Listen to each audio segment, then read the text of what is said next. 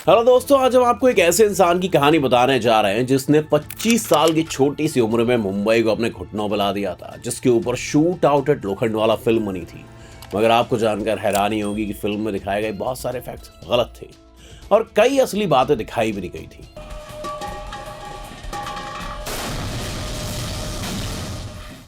तो अगर आप इतिहास को सही तरीके से जानना चाहते हैं तो ये वीडियो आप ही के लिए है। नमस्कार दोस्तों, मेरा नाम गगन है और चलिए शुरू करते हैं आज का वीडियो। ये एक ऐसा इंसान है जिसने पूरी मुंबई को हिला के रख दिया था।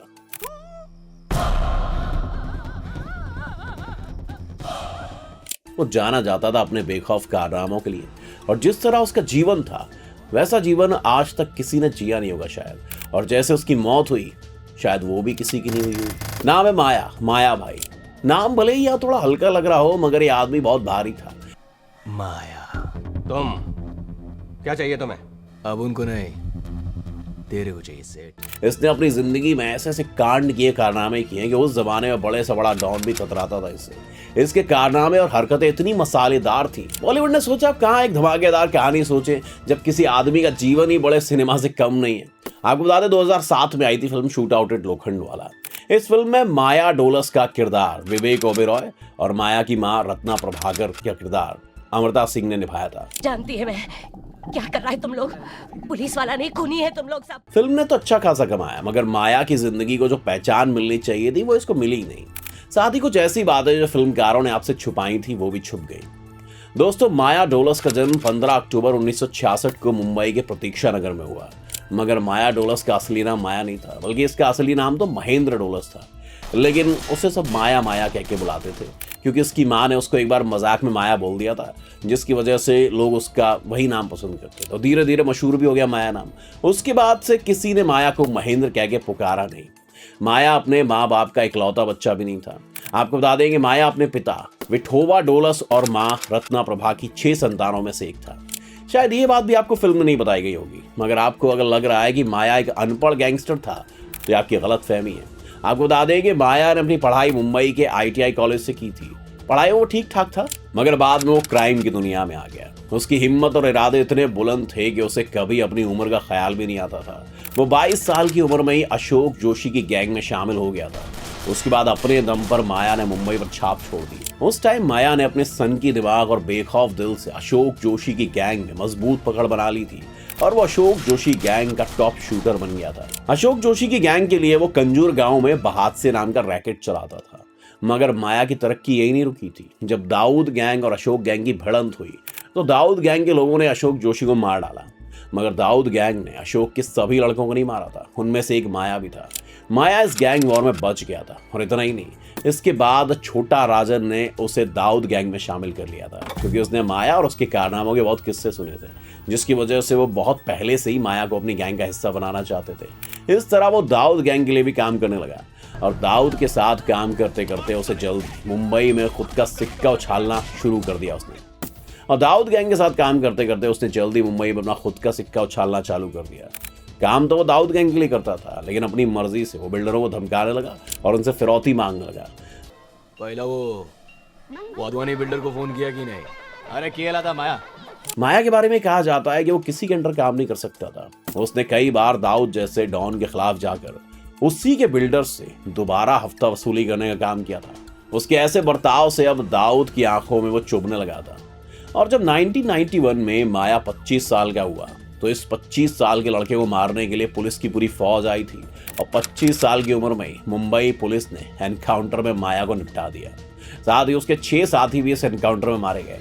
आपको बता दें कि इस छोटे से 25 साल के लड़के को पकड़ना इतना आसान नहीं था। मुंबई पुलिस माया के पीछे कब से लगी थी लेकिन माया पकड़ में नहीं आ रहा था। बड़े बड़े अधिकारी इस लड़के को पकड़ने के लिए तरकीबें बना रहे थे मगर तभी मुंबई पुलिस को एक टिप मिलती है कि माया जो है वो मुंबई के लोखंडवाला में एक स्वाति बिल्डिंग में उसमें फ्लैट नंबर 5 में माया डोलस के साथ दिलीप बुआ, अनिल पवार, राजू पुजारी, अशोक नारकंडी, अनिल कुमचंदानी, विजय चक्कूर, ये सब भी फ्लैट में थे। माया की एक बिल्डर के साथ मीटिंग थी जिसे माया ने फिरौती के लिए धमकाया था, उसी के लिए वो सब उस फ्लैट में थे। तभी मुंबई पुलिस स्वाति अपार्टमेंट के चारों तरफ से घेर लेती है। मुंबई पुलिस का नेतृत्व आफ्ताब अहमद खान करते हैं। मुंबई पुलिस माया और उसके साथियों को नीचे से वार्निंग देती है कि वो सरेंडर करते हैं, लेकिन माया और उसके साथी पुलिस पर फायरिंग करने लगते हैं। मुंबई पुलिस भी जवाब में फायरिंग चालू कर देती है।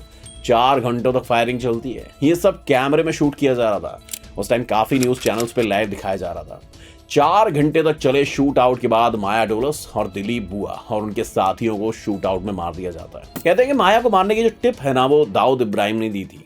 और कहा यह भी जाता है कि उस टाइम में दाऊद के कहने पर ही मुंबई पुलिस ने शूट आउट किया था, क्योंकि उस टाइम माया से बड़े और भी कई मुजरिम हुआ करते थे जो कि मुंबई में रह के गैर कानूनी काम करते थे, लेकिन सिर्फ माया दाऊद के खिलाफ जाने का फैसला कर चुका था। इस वजह से वो दाऊद के लिए मुसीबत बन गया था और फिर दाऊद के कहने पर ही मुंबई पुलिस की आंखों में वो खटक गया था। और माया के शूट आउट में पूरा पुलिस प्रोसीजर भी फॉलो नहीं हुआ था। जब तक किसी के खिलाफ पुख्ता सबूत नहीं मिलते तब तक शूट आउट नहीं किया जा सकता है। आपको बता दूं कि एनकाउंटर के बाद एंटी टेररिस्ट स्क्वाड को माया के पास 7 लाख का कैश मिला था। मगर यहाँ दिलचस्प बात यह है कि फिर भी मुंबई पुलिस माया के खिलाफ कोई ठोस सबूत पेश नहीं कर सकी और उनके खिलाफ इंक्वायरी भी बैठी थी कि कहीं ये सब पुलिस ने दाऊद के इशारे पर तो नहीं किया है, और इसकी कोई और भी वजह हो सकती है। आपको यह बता दूं कि जो माया की कहानी पर जो फिल्म बनी थी, उस फिल्म के खिलाफ भी माया की मां रत्ना प्रभा डोलस ने कोर्ट में केस दर्ज किया था। माया की मां का कहना था कि फिल्म में उसके बेटे को गलत दिखाया गया है। फिल्म में माया 9 साल की उम्र में ही अपने बाप को बुरी तरह से मार देता है, जबकि माया के पिता का निधन जो है वो 1997 को हुआ था। जैसा कि आप जानते हैं कि माया का जो शूट आउट है वो 1991 में हो गया था। फिल्म मेकर्स ने बस माया को बचपन से ही गुस्से वाला और सनकी दिखाने के लिए कहानी कर दी ऐसे ही। साथ ही फिल्म में माया की मां जो है वो उसके बेटे की क्रिमिनल गतिविधियों को उकसा रही होती है, जबकि ऐसा नहीं है। इसके चलते फिल्म मेकर्स को फिल्म में बदलाव करने पड़े थे। फिल्म प्रोड्यूसर ने फिल्म को एक काल्पनिक फिल्म बता दिया, डिस्क्लेमर दे दिया। बताया गया कि असली माया के ऊपर आधारित नहीं है, जबकि मेकर्स को बस पैसा बनाना था। अंदर सब कुछ जानते थे कि फिल्म माया डोलस के ऊपर ही बनी है। फिल्म में जो नाम लिए गए थे उनकी आलोचना होने पर फिल्म की शुरुआत में माफी मांग ली गई थी। अंडरवर्ल्ड डॉन छोटा राजन ने भी इस फिल्म पर सवाल उठाते हुए कहा था कि फिल्म में काफी कुछ उलट पलट दिया गया है, मगर इन फिल्म वालों को कौन समझाए कि भैया उनकी छोटी सी लापरवाही कितने लोगों का दिमाग को इतिहास गलत साबित कर देती है। तो ये थी भैया माया डोलस की असली कहानी, जो कि फिल्म में एकदम अलग तरीके से दिखाई गई थी और सच्चाई कुछ और ही थी। आपको क्या लगता है, फिल्म को हिट करवाने की इस होड़ में जो फिल्मकार है हमारे इतिहास से खेलते हैं, इसके ऊपर एक सख्त कानून बनना चाहिए कि नहीं? हमें कमेंट करके जरूर बताएं। अगर आपके भी जहन में कोई ऐसी मूवी आ रही है जिसका इतिहास गलत छेड़ा गया है, उल्टा सुल्टा सब बता दिया गया है, तो वो भी हमें कमेंट करके जरूर बताएं। बाकी आपको वीडियो कैसी लगी मुझे कमेंट करके बताएं। Thanks for watching this video. मेरा नाम गगन है, हमारे चैनल को जरूर सब्सक्राइब करें।